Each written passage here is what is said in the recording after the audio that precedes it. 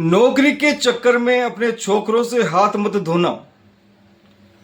और आपको इसमें रुचि है तो उसको पूरा देखना है।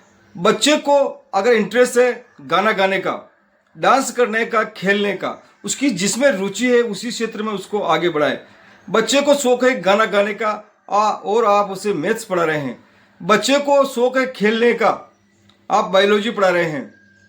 बच्चे को अगर उसमें इंटरेस्ट नहीं है, आपने कोचिंग में डाल दिया या पढ़ने कहीं डाल दिया और उसका रिजल्ट सही नहीं आया तो बच्चा आत्महत्या कर लेता है, मायूस हो जाता है तो आत्महत्या कर लेता है।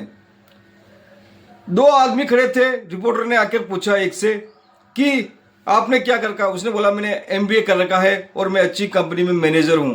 दूसरा आदमी उसके पास खड़ा था, उससे पूछा आपने क्या कर रखा है। उसने बोला मैंने 12th कर रखा है, 12वीं कर रखी है। तो रिपोर्टर उससे पूछता है कि अगर आप ग्रेजुएशन कर लेते तो इसकी तरह किसी कंपनी में मैनेजर होते हैं। तो बंदा क्या बोलता है, बंदा बोलता है कि ये मेरी कंपनी में मैनेजर है और मैं इसका मालिक हूं। पढ़ाई इतनी महत्वपूर्ण नहीं है जितना आपका ज्ञान, आपका टैलेंट। आप देखेंगे कि 50% या लोग नेता हैं राजनीति में जो बहुत कम पढ़े लिखे हैं, जो आईएएस, आरएएस, आईपीएस और आईएफएस को कंट्रोल करते हैं। तो मायूस होने की जिंदगी में जरूरत नहीं है। जिंदगी में कई रास्ते हैं आगे बढ़ने के। वो लोग उनको कंट्रोल कर रहे हैं और देश को चला रहे हैं। तो आप अपनी जिंदगी क्यों नहीं चला सकते? आप अपनी जिंदगी आसानी से चला सकते हैं। 50% से भी अधिक लोग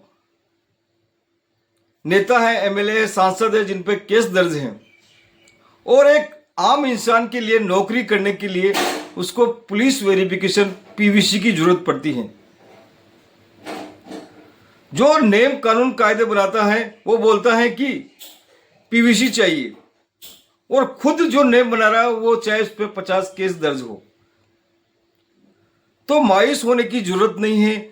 और अपने बच्चों को संघर्ष की कहानियां पढ़ाइए, महापुरुषों की कहानियां पढ़ाइए, किताबें पढ़ाइए महापुरुषों की। क्योंकि आज के भौतिकवाद में बच्चों ने सिर्फ आधुनिक चीजें देखी है, संघर्ष नहीं किया है। संघर्ष क्या चीज होती है उनसे सीखना चाहिए। महापुरुषों की बुकें पढ़नी चाहिए, किताबें पढ़नी चाहिए, उनके जीवन के बारे में पढ़ना चाहिए। जितने साइंटिस्ट हुए, वैज्ञानिक हुए, जितने बिजनेसमैन हुए, जितने उद्योगपति हुए हैं ना, अधिकांश आदमी उनमें से पढ़े लिखे नहीं हैं, बहुत कम पढ़े लिखे हुए हैं। उनके बावजूद भी उनके पास हजारों की तादाद में लोग काम कर रहे हैं, अपनी कंपनियां चला रहे हैं और अपना नाम कमा रखा है।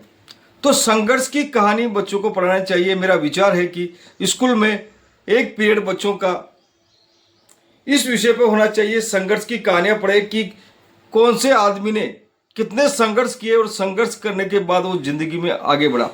तो क्या कि बच्चे संघर्षों से घबराएंगे नहीं। संघर्ष की कहानी नहीं पढ़ाई, आधुनिकतावाद में और भौतिकतावाद में अपने बच्चों को कुछ नहीं सिखाया, तो बच्चे जिंदगी में कभी संघर्ष नहीं कर सकते हैं। और संघर्ष नहीं करने के कारण ही वो सुसाइड कर लेते हैं, आत्महत्या कर लेते हैं। ये बड़ा कारण है।